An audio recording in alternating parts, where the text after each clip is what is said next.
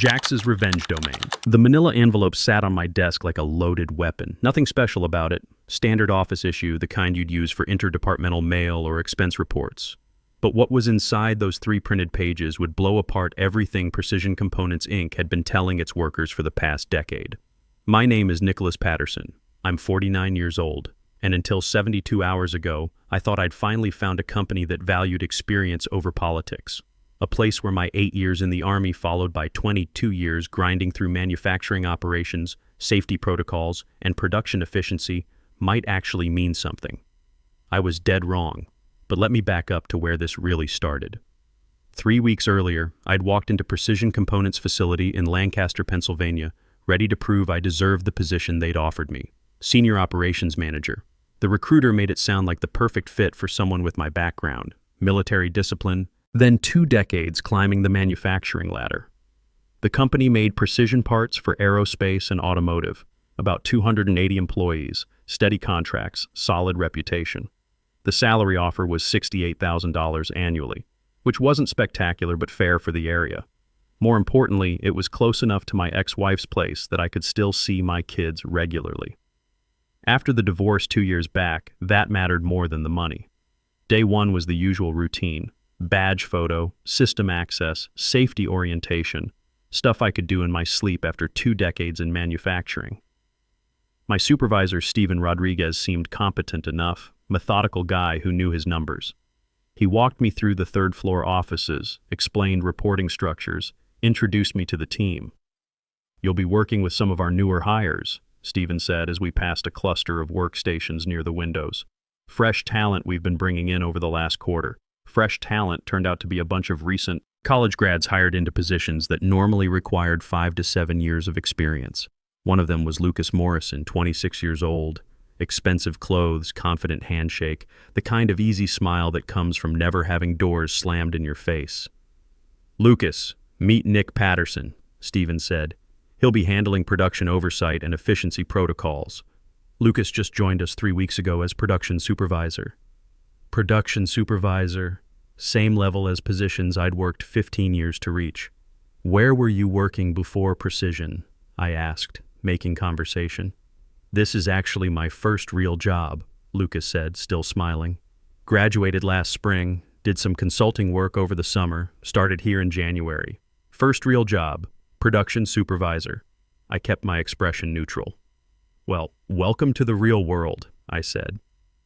The first week passed in the usual blur of learning systems, understanding workflows, figuring out who actually ran things versus who had the titles. Every company has its quirks, and Precision was no different. What was different was how often I found myself explaining basic manufacturing concepts to Lucas. "Hey Nick, quick question," he'd say, appearing at my desk with his laptop. "I'm trying to understand this efficiency variance report, and I'm not sure how to calculate the percentage differences. Or, can you look at this production schedule? My numbers don't seem right, but I can't figure out where I went wrong." Or, "What's the difference between cycle time and tack time again?" Each question was reasonable in isolation. Everyone needs help starting out.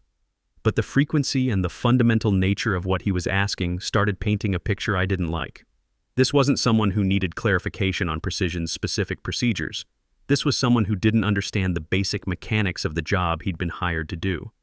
By the end of week 1, I'd walked Lucas through lean manufacturing principles he should have learned in any decent engineering program, explained OEE calculations that were industry standard, and essentially rebuilt 2 of his efficiency reports from scratch because his analysis made no mathematical sense. "You're a lifesaver," he said each time, like teaching him his job was just part of my natural responsibilities. Week 2 was when things got interesting. I'd come in early Tuesday morning to work on a complex efficiency model for our biggest client. The office was mostly empty, just a few other early birds scattered around. I needed historical production data going back 3 years. Steven had mentioned it would be in the shared operations drive, organized by project and fiscal period. I navigated to the drive, clicked through folders, found the client directory I needed. Inside was a subfolder labeled Archive 2019-2024. I clicked it, and my screen filled with dozens of files: production reports, client presentations, efficiency analyses, audit documentation. I scrolled through looking for the specific data I needed. Then I saw a file that didn't belong. Compensation, analysis, operations, Q4, internal.xlsx. I should have closed it immediately, should have minded my own business. But the Army taught me one thing above all else: gather intelligence before you engage the enemy. And something about this file sitting where it shouldn't be, labeled with words like compensation and internal, set off every tactical instinct I'd developed over 8 years of military service. I clicked it. The spreadsheet loaded with employee names, position titles, departments, hire dates, years of experience, annual base salaries. I scrolled slowly, recognizing names, matching faces to numbers. Then I found my own entry. Row 42, Nicholas Patterson, Senior Operations Manager, Operations. Hired January 15th, 2024. 22 years experience. Annual base, $68,000. Exactly what they'd offered me, right in line with my expectations. I kept scrolling. 4 rows down, I saw it. Row 46, Lucas Morrison, Production. Supervisor, Operations. Hired January 8th, 2024. 0 years experience. Annual base, $85,000. The number sat there on my screen, black text on white background, absolutely undeniable. $85,000. 25% more than me for essentially the same level position. 0 years of experience. My hands went still on the keyboard. The office sounds faded into background static. $85,000. I read it again, certain I'd misunderstood, but the data was too detailed, too precisely formatted. Names matched current employees. Hire dates aligned with when people had actually started. I clicked on Lucas's employee profile link. The system loaded his complete personnel file. Date of birth, March 12, 1998. Education, Bachelor of Science, Industrial Engineering, State University. Graduated May 2023. Previous employment, marketing intern, Morrison Industrial Holdings, June-August 2023. Certifications, none. Relevant experience, none. Reporting manager, Steven Rodriguez. Special notes, executive referral, priority hire. Executive referral. I clicked the notation. A pop-up window appeared with additional details. Employee referred by CEO Harold Morrison. Approved for accelerated placement and premium compensation package in alignment with Strategic Talent Acquisition Initiative. Harold Morrison. Lucas Morrison, the CEO's son. This wasn't strategic talent acquisition. This was nepotism dressed up in corporate language, sanctioned at the highest level, hidden behind closed-door decisions and confidential compensation files that employees weren't supposed to see. And I, someone who'd spent 8 years learning discipline and leadership in the Army, then 22 more years building production systems and training teams, had been hired at a rate that was insulting. In the military, we had a saying, know your terrain before you advance. I wasn't advancing anywhere until I understood exactly what I was dealing with. I scrolled through the rest of the spreadsheet, cross-referencing names with faces I'd been learning. Over the past 2 weeks, the pattern became clear fast. Amanda Foster, $72,000 for a junior analyst position, 18 months out of college. Ryan Coleman, $78,000 as an associate supervisor, 24 years old. Both had the same notation, executive referral. Meanwhile, the people actually doing the work were systematically underpaid. Senior manufacturing analyst with 12 years experience, $62,000. Lead operations specialist with 15 years, $64,000. Production manager who'd personally kept precision audit ready for a decade, $71,000. I printed the spreadsheet. My hands were steady as I folded the pages and slipped them into my jacket. Then I logged out, sat in the empty office for a long moment, and made a decision that would change everything.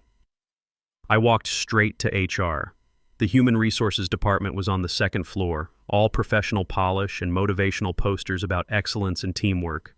The director was Patricia Williams, early 50s, the kind of corporate polish that comes from decades of managing problems without making waves. Her office door was open.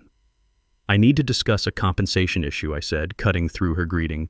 Her smile faltered. Of course, please sit down. I sat, pulled the printed spreadsheet from my jacket and placed it on her desk. The pages were folded so only the relevant rows were visible, mine and Lucas, side by side. I accidentally accessed this file while searching for production data, I said, keeping my voice level.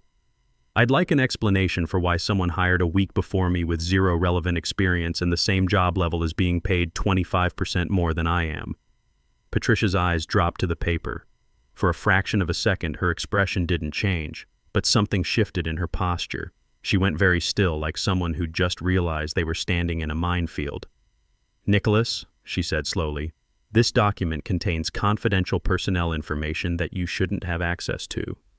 "I understand that," I said. "It was accidental, but now that I've seen it, I need you to explain how this compensation structure is anything other than discrimination." Silence stretched between us.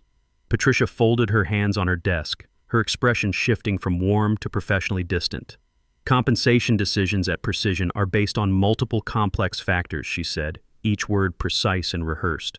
"Market conditions, role complexity, projected growth trajectory, strategic organizational value, individual negotiation outcomes. There are nuances that can't be understood by reviewing isolated data points." "Lucas Morrison is listed as having 0 years of relevant experience," I said flatly. "He has the same job level as me. I have 22 years in manufacturing operations. What nuances justify paying him 25% more?"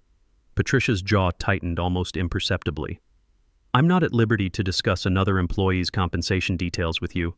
That would violate confidentiality policies. Then let's discuss mine. Was I hired significantly below market rate while the CEO's son, who is fundamentally unqualified for this position, was given a premium salary package as an executive referral?"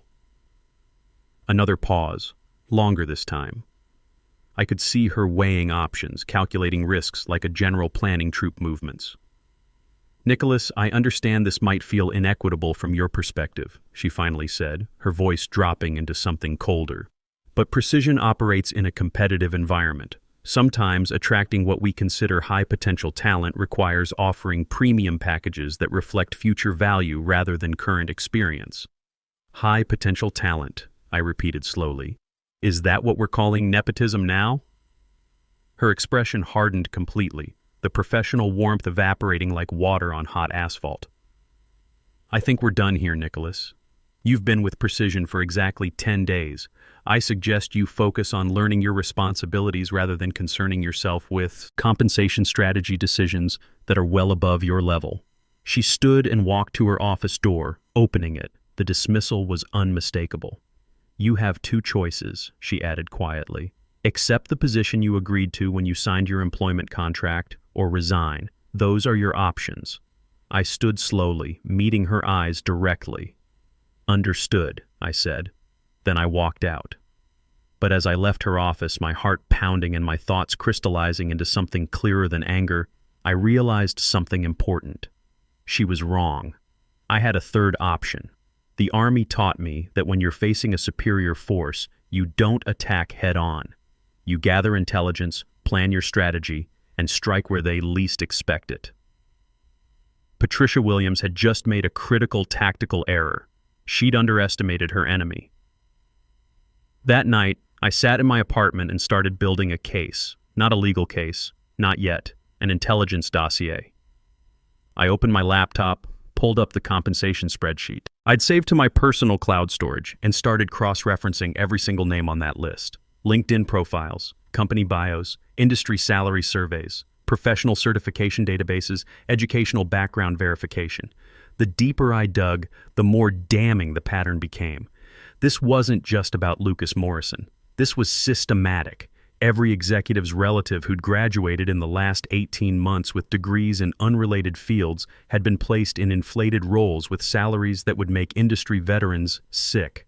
Lucas Morrison, $85,000 for zero relevant experience. Amanda Foster, $72,000 for a junior analyst position, daughter of the VP of Business Development. Ryan Coleman, $78,000 as an associate supervisor, nephew of my supervisor Stephen. Meanwhile, the people actually running the production floor, the ones who understood throughput optimization and statistical process control, were systematically underpaid. It wasn't just unfair, it was systematic wage suppression disguised as strategic compensation planning. Precision had built an operational model on underpaying loyal, experienced employees while funneling inflated salaries to unqualified relatives of executives. They were counting on people being too afraid, too tired, or too grateful to have jobs to speak up. They were counting on silence. By 2 a.m., I had compiled a comprehensive intelligence report, 28 pages, single-spaced, professionally formatted. Employee names, titles, salary comparisons, industry benchmark data. I created charts showing the salary gap between nepotism hires and merit-based employees. I highlighted specific examples where someone with 18 months of experience was making more than a 15-year veteran. At the top, I wrote in bold, Precision Components Inc., a comprehensive analysis of nepotistic hiring practices and systematic wage discrimination. Then I printed 5 copies, one for Harold Morrison, the CEO, one for my personal records, one for the Department of Labor, one for the Equal Employment Opportunity Commission, and one for every single employee in the building. The next morning, I woke up at 4:15 without an alarm, just adrenaline and absolute clarity of purpose. I showered, dressed in my best clothes, and drove to Precision's facility while the sky was still dark. The parking lot was empty except for vehicles belonging to the overnight cleaning crew.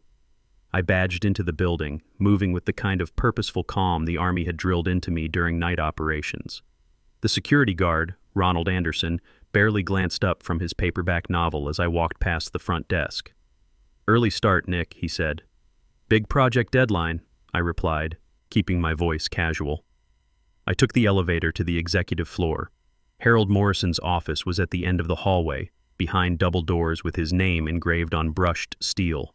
I tried the handle. Locked, as expected.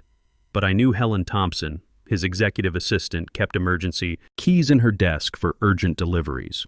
I'd seen her use them during my first week when Stephen needed to drop off time-sensitive documents. The assistant's area was dark and quiet. I moved carefully, feeling for the desk drawer in the dim light filtering through the hallway windows. The drawer slid open silently. The keyring sat exactly where I remembered, each key labeled clearly in Helen's precise handwriting. I took the key marked CEO Office, unlocked the double doors, and stepped inside Harold Morrison's domain.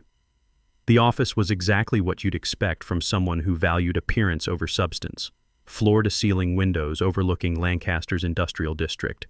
Leather furniture that probably cost more than most people's cars. A desk so pristine and carefully arranged it looked like a museum display. Family photographs lined the credenza. Harold with his wife at charity events, Harold shaking hands with local politicians, Harold and Lucas at what looked like a college graduation ceremony.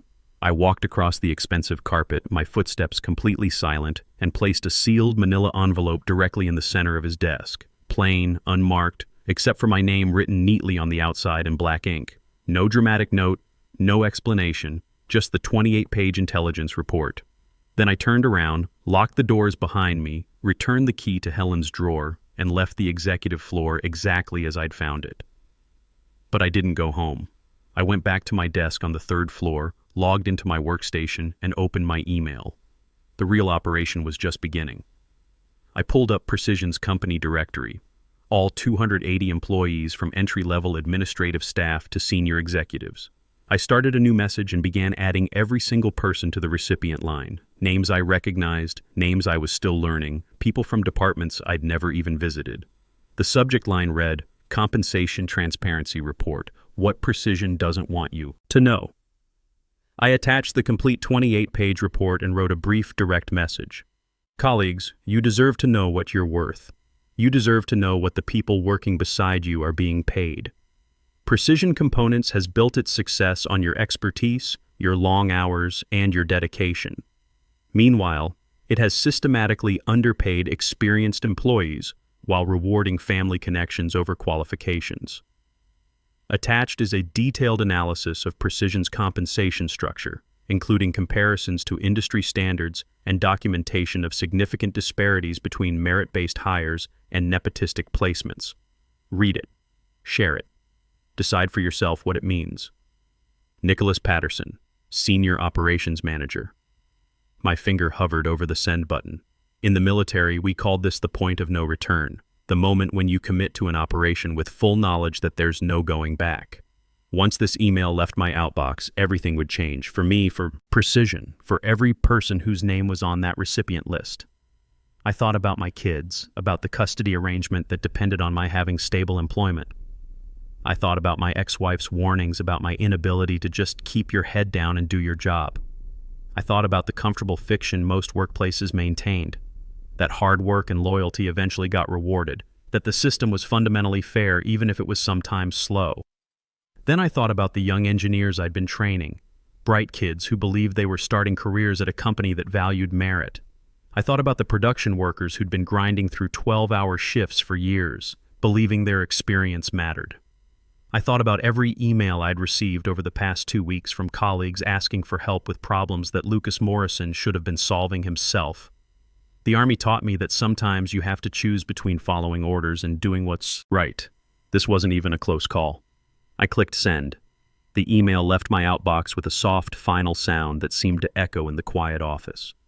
280 copies of the truth, heading to 280 different inboxes, carrying 28 pages of documented evidence that would detonate the comfortable lies Precision had been selling its employees.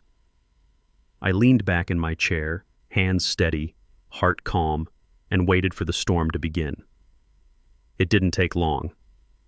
At 7:30, the first employees started arriving for the day shift.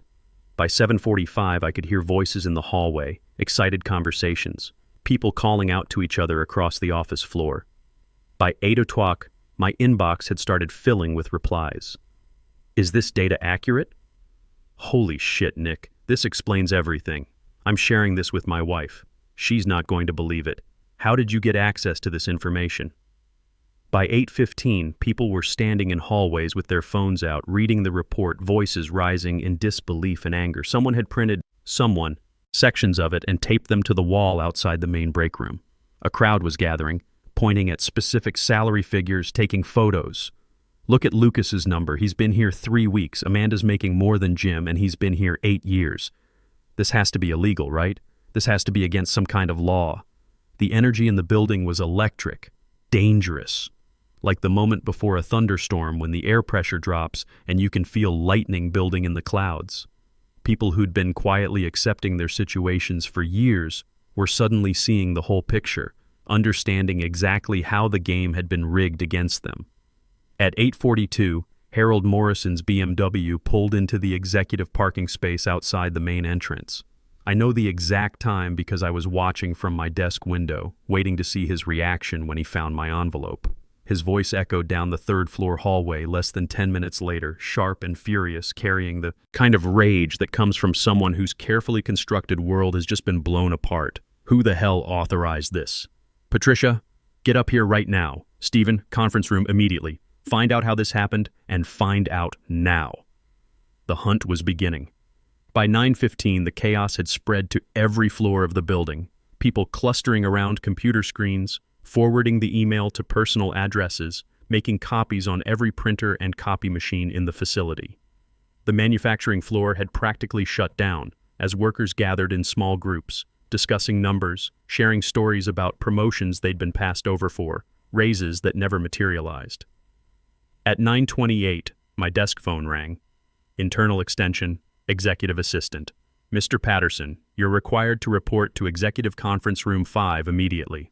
On my way, I said calmly.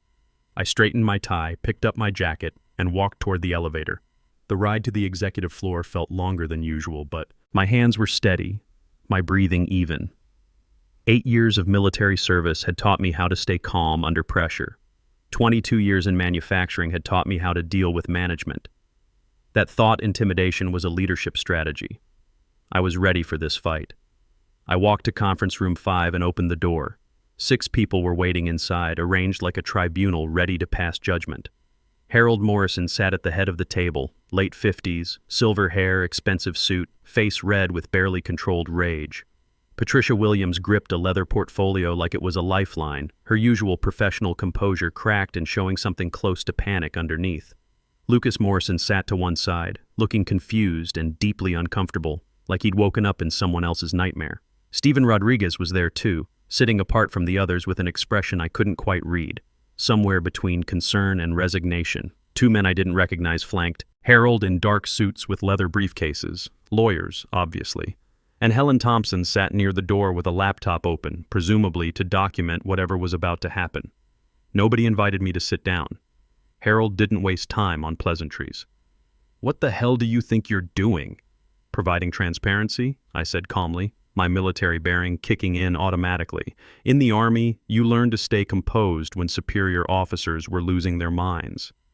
You stole confidential company data, Harold said, his voice tight and controlled but vibrating with fury.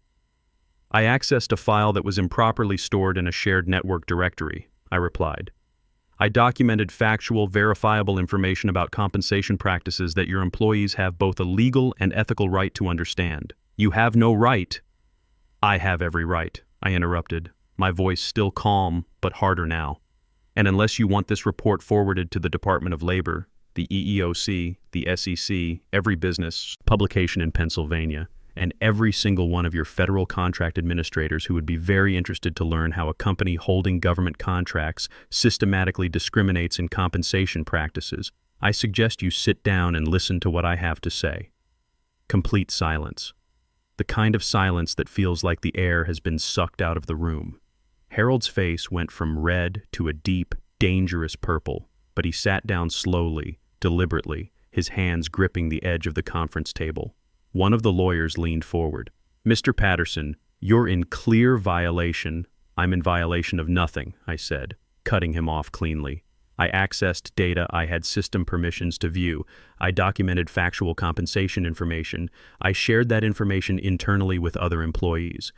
If you want to argue that transparency itself is a fireable offense, go ahead and try, but I'll make sure every employment attorney in Pennsylvania hears about it by this afternoon. The lawyer's mouth closed. Harold's hands were trembling slightly where they gripped the table. What do you want? Harold said through clenched teeth. I want you to fix it, I said simply. Fix what? Everything. Market rate salary corrections for every experienced employee who's been systematically underpaid. Retroactive back pay calculated over the last 3 fiscal years. Transparent, publicly posted salary bands going forward. An external third-party audit of all compensation practices conducted by an independent firm, and a formal written policy explicitly prohibiting nepotistic hiring and requiring documented justification for any compensation decisions that deviate significantly from market standards. One of the lawyers started to object. I held up my hand, palm out. Or, I said, loud enough to cut through the room, I walk out of this building right now, take this report directly to the Lancaster Intelligencer, post the complete analysis on LinkedIn, file formal complaints with the Department of Labor and EEOC, and let your investors, your board of directors, and your federal contract officers decide how they feel about a manufacturing firm that pays the CEO's unqualified son 25% more than a senior manager with 22 years of documented experience. The room went utterly still. Harold stared at me like I'd just set his office on fire. Patricia looked like she wanted the floor to open up and swallow her. Lucas looked like he'd rather be anywhere else in the universe. Finally, Harold spoke, his voice quiet and dangerous. You've been here 2 weeks and you think you can walk into my company and blow up everything I've built? I didn't blow up anything, I said evenly. You built this system. You created these practices. You approved these compensation packages. I just turned on the lights so people could see what was happening. You're fired, Harold said flatly. Perfect, I replied immediately. I'll add wrongful termination and retaliation to the formal complaints I'm filing this afternoon. Should make for a very interesting discovery process during litigation. Harold's jaw worked silently, teeth grinding. Patricia leaned over and whispered something urgent in his ear. Her face had gone from pale to almost gray. Harold closed his eyes. When he opened them again, some of the fight had drained out, replaced by cold calculation. We'll review the compensation structure, he said slowly, each word sounding like it physically hurt to produce. Internally. Confidentially. This stays inside these walls. That depends, I said, on how comprehensive your corrections are and how honestly they're implemented. I stood up, picked up my jacket, and looked directly at Lucas. For what it's worth, this isn't personal. You didn't set your own salary, but you also didn't earn it. And somewhere along the way, someone should have told you that accepting opportunities you haven't qualified for comes with consequences. Lucas said nothing. He just stared at the table, face flushed with shame or anger or some combination I couldn't identify. I walked to the door, opened it, and paused without turning around. You have 72 hours. After that, everything goes public. Then I walked out, letting the door close with a soft, final click behind me. Behind me, I heard Harold Morrison slam his fist into the conference table so hard the sound echoed down the hallway like a gunshot. But I didn't look back. By 11:30, my company-wide email had been forwarded to external contacts, former colleagues, industry peers, friends in adjacent sectors. By 2:15, a business reporter from the Lancaster Intelligencer reached out via LinkedIn, asking if I'd be willing to provide comment on allegations regarding compensation practices at Precision Components. By 4:45, Precision's board of directors had called an emergency closed-door session, and by 6:30, a new company-wide email went out, not from Harold, but from the board's interim chairman, effective immediately. Precision Components is conducting a comprehensive third-party audit of all compensation structures across the organization. All employees will be contacted individually within the next 96 hours regarding adjustments, corrections, and retroactive back pay where applicable. We are committed to transparency, equity, and fair treatment of all team members regardless of tenure, background, or personal relationships. I read it twice, sitting in my truck in the parking lot. Then I went home and started job hunting. 3 weeks later, I got a text from Steven Rodriguez. "Nick, salary corrections went through yesterday. Back pay hit accounts this morning. People are emotional. Several broke down crying when they saw the numbers. You changed lives here. Thank you." 2 hours after that, another message. "Lucas resigned last week. Board gave him an ultimatum. Resign voluntarily or be terminated for cause related to misrepresentation of qualifications." He took the first option. Word is he's working at his father's construction company now. And then that evening, a final message from someone whose name I didn't recognize, but whose email signature identified her as a senior financial controller. "Harold Morrison stepped down as CEO this afternoon. Board cited governance failures and accountability issues. Patricia Williams was also asked to resign. Thought you'd want to know. You actually did it. You actually changed everything." I read all 3 messages sitting on my couch, laptop open, job search sites glowing on the screen. Then I closed the computer, leaned back, and smiled. Not because I'd won some corporate battle, but because I'd finally stopped accepting a system that valued the wrong things. 4 months later, I accepted a position at a competitor. They'd reached out after reading about the Precision transparency incident in industry publications. The compensation package was $89,000, 31% higher than what Precision had originally offered me. Not because of my last name, because of my experience. On my first day, the plant manager shook my hand and said something I'll never forget. "We don't hire people based on who they're related to. We hire them based on what they can do. And from everything I've seen, you're exactly the kind of person who makes organizations better just by refusing to accept mediocrity. That's all I ever wanted." Sometimes a system doesn't change because people ask nicely or file quiet complaints that disappear into HR filing cabinets. It changes because someone finally refuses to stay quiet. The military taught me that sometimes you have to choose between following orders and doing what's right. 2 weeks into that job, they told me to accept their broken system or leave. I chose neither. I forced them to face what they'd built. And when they tried to bury the truth, I made sure everyone could see it. The envelope that sat on my desk that morning contained more than just printed pages. It contained proof that experience matters, that fairness is worth fighting for, and that sometimes the best way to protect the people around you is to refuse to stay silent when you discover the truth.